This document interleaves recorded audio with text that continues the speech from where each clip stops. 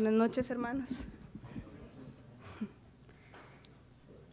Quiero comentarles que hace unos años yo tuve la bendición, igual que muchos de ustedes acá, de memorizar el libro de Juan completo. Entonces fue una experiencia muy bonita, muy hermosa, y no quiero hablar de la competencia y todo eso, aunque fue bonito el compañerismo y todo, pero al estudiar este libro yo me di cuenta que este autor es muy detallista, y no sé si alguien se dio cuenta de eso, pero da muchos detalles. Entonces aparte de ser una gran bendición para mí, yo me di cuenta de muchas cosas, ¿verdad?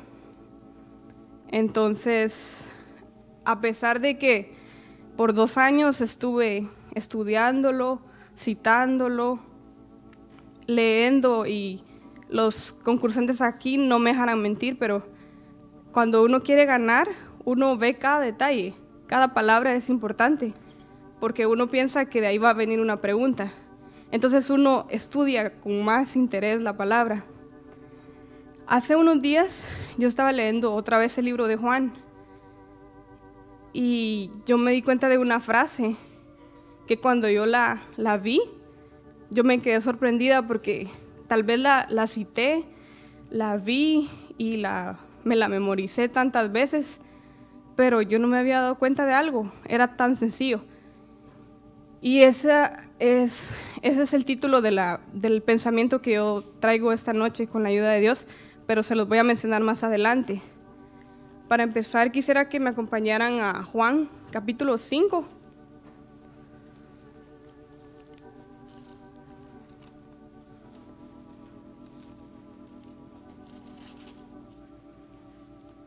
Empezando en el versículo 1.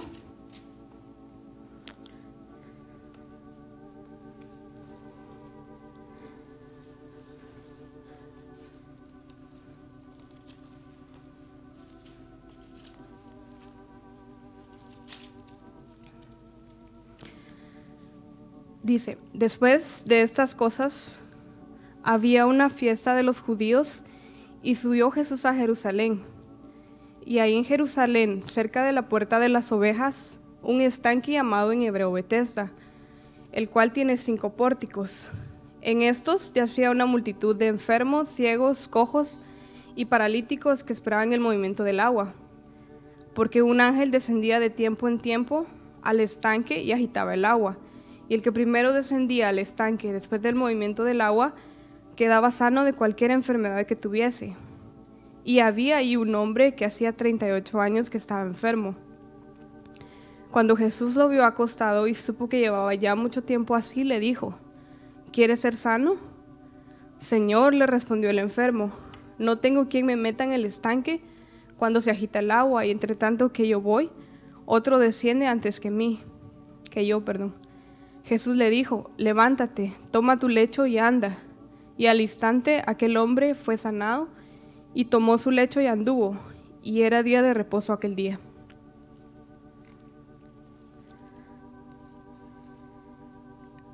La primera vez que vemos en este libro, igual que esta declaración que al principio que dice que Jesús subió a Jerusalén, es cuando Jesús estaba con los cambistas y limpió el templo, porque estaban vendiendo ovejas y estaban los que, ovejas, bueyes y las palomas. Entonces Jesús les hizo esa declaración después de hacer un azote de cuerdas, y les dijo: quitad de aquí esto, y no hagáis de la casa de mi padre casa de mercado. La casa de Dios es un lugar donde encontramos misericordia, donde hallamos reposo, así como hoy, por ejemplo, donde venimos cuando estamos cansados y fatigados. Y en la historia del paralítico vemos que él está en un lugar físico. Él está en Betesda, dice la escritura. Y Betesda tiene un significado en hebreo que es la casa de misericordia. O sea, él estaba en la casa de misericordia. Pero hay otro detalle que llamó mi atención, Y es que dice que ahí en Jerusalén, cerca de la puerta de las ovejas. Cuando yo estaba viendo qué podía compartir y todo esto que yo vi, dije, ¿qué es la puerta de las ovejas? Traté de revisar notas, traté de buscar en la Biblia qué era la puerta de las ovejas o qué había sucedido ahí. Entonces, quiero que me acompañen a Juan 10, en el versículo 7.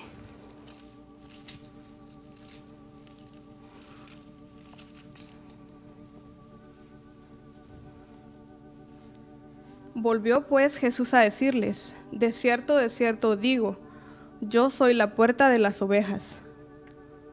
Yo soy la puerta de las ovejas. Y esta fue la frase que por su misericordia Dios me dio a entender. Yo no había entendido, pero les voy a explicar más adelante. Para mí fue suficiente saber el significado de esta puerta, porque es Jesús mismo. Él dice, yo soy la puerta de las ovejas. Y en este caso de la situación del paralítico, es Él dando salvación a su pueblo por medio de su sacrificio. Para nosotros también queda nos da ese significado. Entonces concluimos que este hombre estaba cerca de la puerta, aunque estar cerca de cualquier lugar no es suficiente. Pues vemos más adelante en esta historia, si leemos más, en el verso 13, por ejemplo, dice que este hombre no conocía a Jesús, no sabía quién fue que lo sanó. Y hay muchos en esa condición. Nosotros inmediatamente pensamos en las iglesias de afuera, sí, los demás no conocen al Señor, no están como nosotros sí lo conocemos. Pero la realidad es que la pregunta deberá ser si realmente Jesús está en nuestras vidas. Si tenemos sus características, podemos decir que sí, Jesús está en nuestras vidas, pero la verdad es que nos falta mucho para ser la morada del Señor. Siguiendo en la historia del paralítico, dice que había muchos enfermos alrededor de él. Había una multitud de enfermos, ciegos, cojos y paralíticos que esperaban el movimiento del agua, porque dice que un ángel descendía de tiempo en tiempo y agitaba el agua, y el que primero descendía al estanque después del movimiento del agua quedaba sano de cualquier enfermedad que tuviese. No pretendo yo saber cada cuánto llegaba el ángel, pero una cosa que aprendimos en el instituto es que cuando la Biblia menciona un tiempo es un año, puede ser símbolo de un año. Y imagínense cómo sería. Nosotros venimos a la iglesia, encontramos al Señor cada martes, cada domingo, en las células. Imagínense estas personas, y cada año el Señor los visitaba. Qué condición tan triste, porque no encontraban al Señor. Que no vengamos a su casa dando por sentado su presencia, porque no somos mejores que nadie. Y Dios puede decidir hoy venir, pero mañana no. Nosotros somos muy bendecidos al estar en este lugar, y tal vez en nuestro corazón anhelamos estar en otro, pero ese es el lugar que Dios escogió para nosotros hoy. Tenemos que estar agradecidos. Yo no sé si las personas que estaban en el estanque de Bethesda no se encontraban al Señor debido a que tenían incredulidad o porque tenían falta de fe.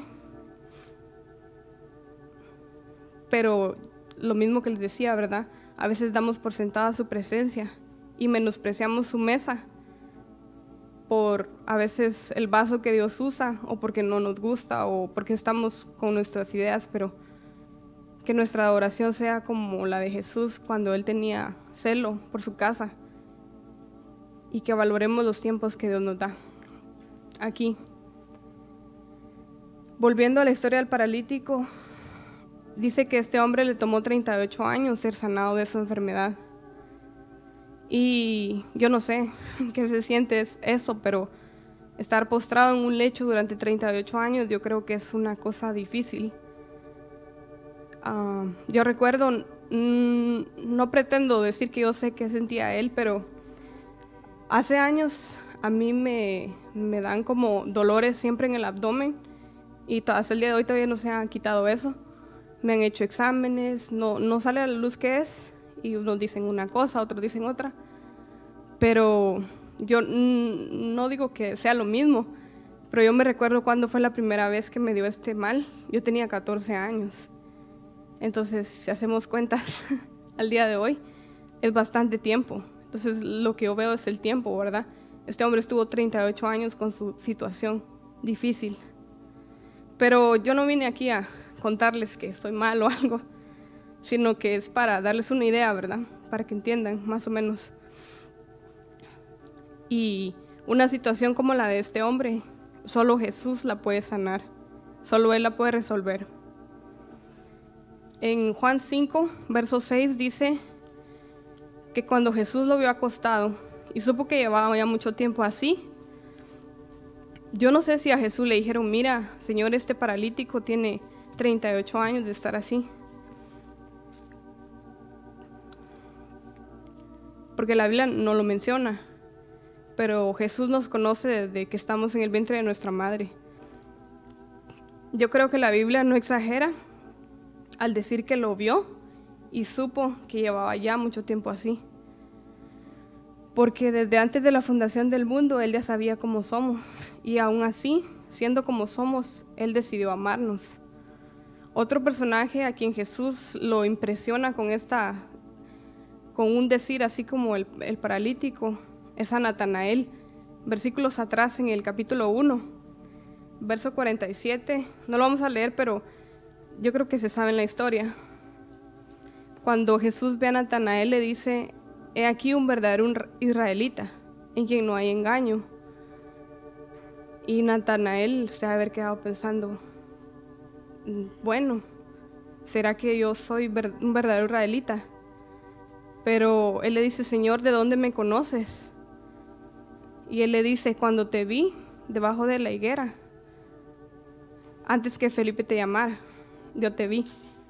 Entonces, solo eso bastó para que Natanael fuera su discípulo. Jesús lo persuadió después de decirle esto. El Señor sabe cómo nos llamamos, sabe si somos fieles, conoce nuestras debilidades, sabe cuáles son nuestras necesidades, aunque no se las digamos. Conoce cómo somos, pero eso no significa que: Señor, tú me conoces y yo no voy a cambiar porque tú así me amas como yo soy. La verdad es que cuando nosotros conocemos y vemos el corazón de Jesús, que Él nos ama, nuestra vida es transformada y siempre queremos ser mejores. Siempre en la historia del paralítico, Jesús, sabiendo la necesidad de este hombre y después de que fue movido a misericordia para sanarlo, le hace la pregunta al paralítico que él esperaba durante 38 años. Jesús le dice: ¿quieres ser sano? ¿Qué hubiéramos respondido nosotros si estuviéramos en la condición del paralítico? Sí, Señor, por favor, sáname. Pero la respuesta del paralítico es un poco curiosa. Y a veces yo me pongo en el lugar de él y digo: sí, a veces nosotros respondemos de esa manera. En el verso 7 él le dice: Señor, no tengo quien me meta en el estanque cuando se agite el agua, y entre tanto que yo voy, otro desciende antes que yo. ¿Qué sucede cuando nos hacen una pregunta retórica? Una pregunta retórica es cuando una persona ya sabe nuestra necesidad o ya sabe cuál es la realidad, pero solo nos cuestiona por preguntarnos. Entonces Jesús le dice: ¿quieres ser sano? La necesidad del paralítico era que sí, él quería ser sano. Pero el paralítico, en vez de decirle: sí, Señor, sáname, le vuelve a repetir su condición. Entonces yo pensaba en esto, y la comunicación siempre es algo complicado. Hay un emisor, un receptor y todo, pero a veces nosotros somos receptores que oímos el mensaje y nos están diciendo algo y nosotros ya estamos pensando en qué responder, aunque no estamos oyendo realmente. Solo oímos una parte y ya tenemos una respuesta o una solución. Y no quiero complicarlos con esto de la comunicación, pero no sé si me entienden cómo respondió este paralítico al Señor Jesús. Como Jesús conocía a este hombre y nos conoce que así somos, le responde. Luego que le dice, ¿quieres ser sano? Le dice, levántate y anda. Dios desde el principio creó el universo con su palabra. Y Él dijo y fue creado. Dios es directo, es sencillo y va al punto siempre, al grano. Pero, ¿qué nos enseña esta cualidad de nuestro Creador a nosotros? ¿Qué nos dice Él? Que al igual que Él, nuestras palabras tienen influencia negativa o positiva en otros. Dios nos creó con la habilidad de que con una palabra de ánimo podamos hacer que cualquier persona haga cualquier cosa. Y la desventaja es que con otra palabra de desánimo podemos hasta hacer que alguien salga de sus caminos. En una ocasión, hace como 4 años, 5 años por ahí, yo estuve trabajando en una compañía, era muy exitosa. Y ellos nos decían una frase que desde que yo llegué hasta que salí, esa frase era muy popular siempre, todos los días casi que nos las decíamos. Nos hacían talleres, nos enseñaban, nos ponían a investigar. Y es una frase que yo creo que todos la han oído, se llama servicio al cliente. Entonces, ellos nos motivaban a que teníamos que tener bien a nuestro cliente, atender bien a nuestro proveedor. Siempre era lo que nos decían todos los días. Pero honestamente yo no tenía ningún contacto con ningún cliente ni ningún proveedor. Yo lo único que hacía era recibía unas órdenes, las pasaba en otro sistema y las mandaba a otro lugar. Era todo lo que yo hacía.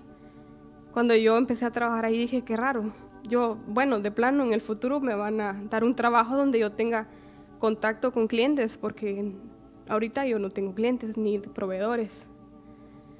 Pero ellos me explicaron que mis compañeros que me daban trabajo eran mis proveedores y mis compañeros a quienes yo les daba trabajo eran mis clientes y que yo debía tratarlos a ellos muy bien, siempre con mucho respeto y toda la cuestión. Ahora, basando esta experiencia que tuve y aplicándola a nuestra vida diaria, ¿quién es nuestro proveedor y cliente más cercano?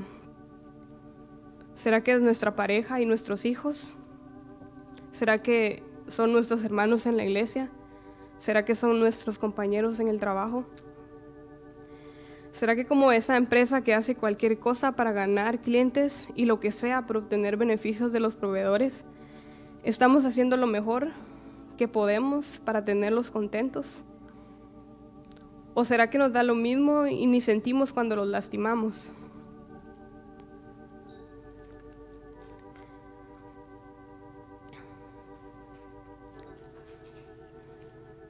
Lamentablemente nosotros no nos damos cuenta que tenemos grandes personas al lado nuestro hasta que ya no están. Si queremos recibir ánimo y aceptación de otros, debemos empezar a sembrarlo. Porque una ley de sembrar y cosechar es que cosechamos lo que sembramos. Entonces, si queremos recibir ánimo de otros, debemos empezar a sembrarlo. Y yo no me considero la mejor persona para decir esto o ser un ejemplo de que yo lo hago así, pero yo creo que Dios anhela que tengamos esto en nuestras vidas.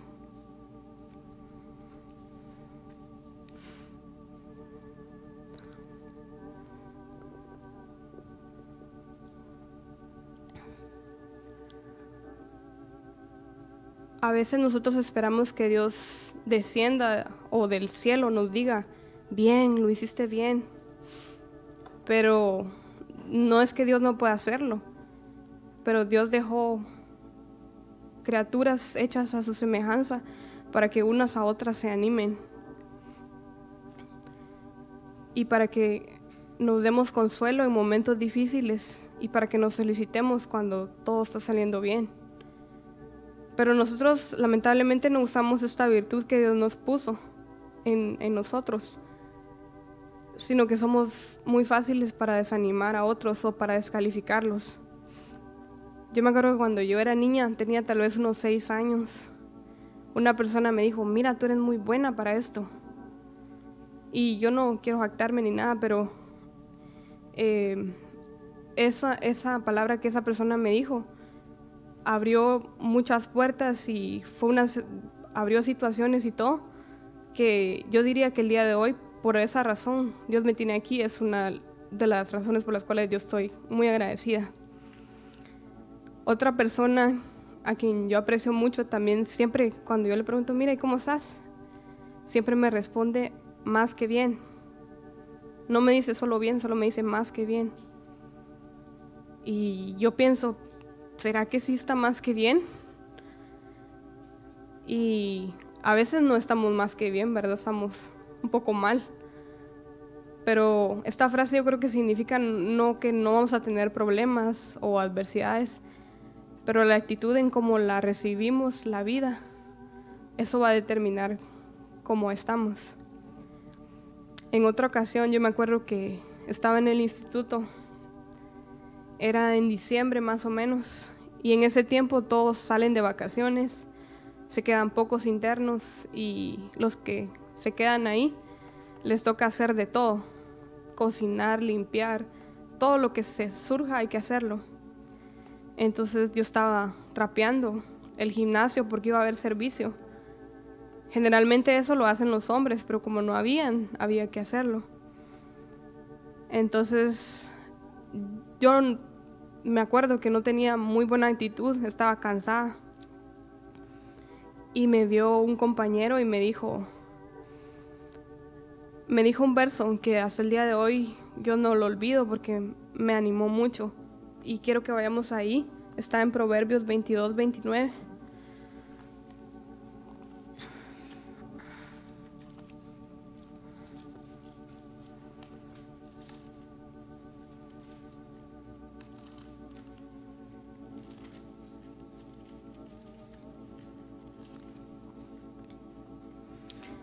Dice: ¿has visto hombre solícito en su trabajo?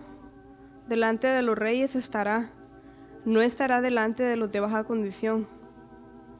Cuando él me dijo esto, me ayudó para bien y yo cambié mi actitud.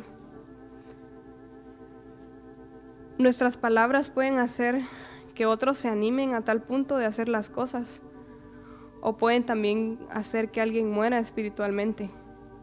Que Dios nos ayude a siempre dar palabras que den ánimo a otros.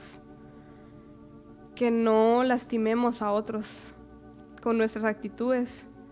Y como les vuelvo a repetir, no es que yo diga: ay, yo lo hago, yo soy fiel en esto, no. Pero mi anhelo es que Dios lo haga.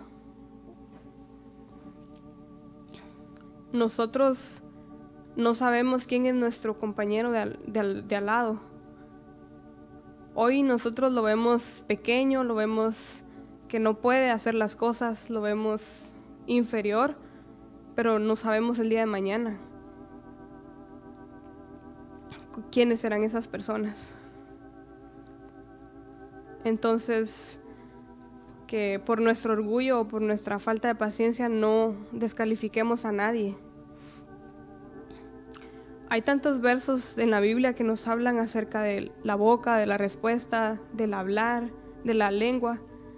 Pero hay un verso que me gusta mucho y ese está en Colosenses 4:6. Vayamos ahí, por favor.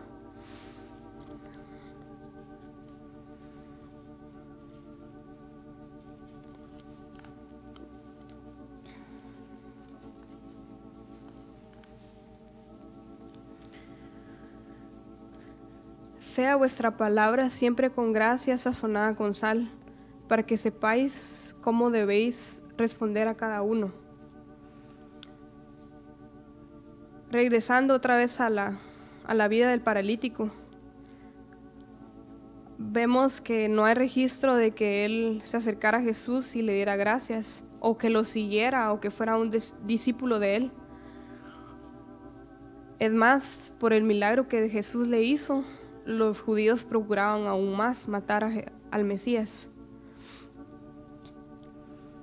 ¿Y será que nuestra condición es como la de este hombre que estaba cerca de la casa de misericordia? Estaba cerca, pero él no conocía al Señor. ¿O será que estamos tan enfocados en nuestra situación que no podemos ver al Hijo de Dios que está de nuestro lado en el horno de fuego? Dice la Escritura en Mateo 7:14: porque estrecha es la puerta y angosto el camino que lleva a la vida, y pocos son los que la hallan. Yo considero que aquí no habla de una puerta física, sino más bien es una realidad. La vida cristiana verdadera involucra oprobio, sacrificio y negarnos a nosotros mismos. Por eso es estrecha y pocos hallan esa puerta, porque pocos están dispuestos a hacer sacrificios por otros. Pero Jesús es nuestro gran ejemplo. Él hizo un sacrificio enorme por nosotros y por la humanidad. Cada vez que nosotros llegamos a cualquier casa, lo primero que vemos es la puerta. Y como hemos estado viendo, Jesús es la puerta de las ovejas. Él quiere que otros vean en nosotros de primero, en nuestro templo, a Él mismo. Y no lo que somos, no nuestra carnalidad, no nuestro orgullo, nuestra dureza, el egoísmo y todo lo que somos, sino que Él quiere que otros vean su misericordia, su mansedumbre, su humildad, su paciencia, el gozo de Él, gratitud y cualquier cosa que le dé a Él gloria y no a nosotros. Que Dios nos llene con su vida y que podamos ser ejemplo de esto. Gracias. Que Dios les bendiga.